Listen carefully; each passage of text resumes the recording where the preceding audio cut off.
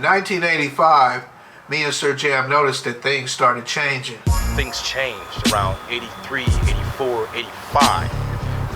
85 is really when you can really start pinpointing some changes that were taking place that we started to feel.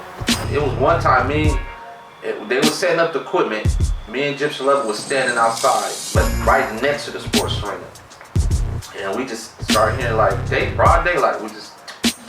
Somebody was across the street straight shooting at us. We couldn't hear the shots, we could just see the chips on the wall and you hear the ping, ping. If you were walking around with your pants sagging, you were talking about blood and crippin', you were ostracized. That shit wasn't cool. You had the rolling 60s and maybe some other gang members, the 30s, whatever, but mainly the 60s. They would come through there and cause havoc. Now, we don't know how they got in because you knew they was gang members. They khaki, sweatshirt with big rolling 60 on the back of their shirt. You knew who they were, so we trying to figure out who was doing security.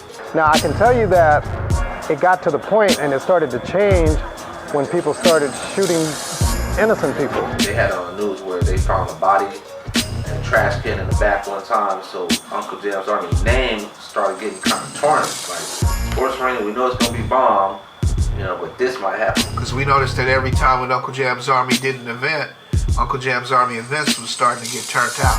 And one thing that we noticed that in our dances, a lot of kids started coming. They started pop locking, they started break dancing. I used to be a pop locker and all that. Then went down to break dancing and then spin on my back, windmilling. And then when they went to the head, that's when I had to give it up because I couldn't go to the real talk. I couldn't go to my head. Me, myself, I started off popping, like I said.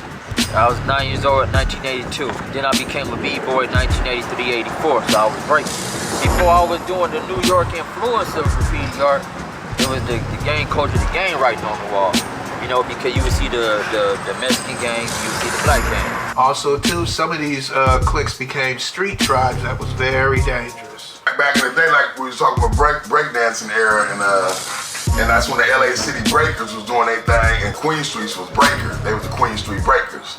They was doing they was like one of the best in the city. Queen Street, they represented their little local area too.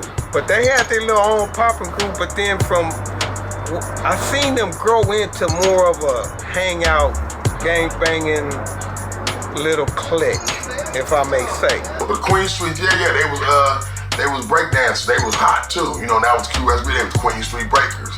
And then after the breakdancing stuff kind of died out and it was just the rap stuff, they kind of started the gang banging. That's when the Queen Streets, and it was like the Avenues, and it was like the Legends.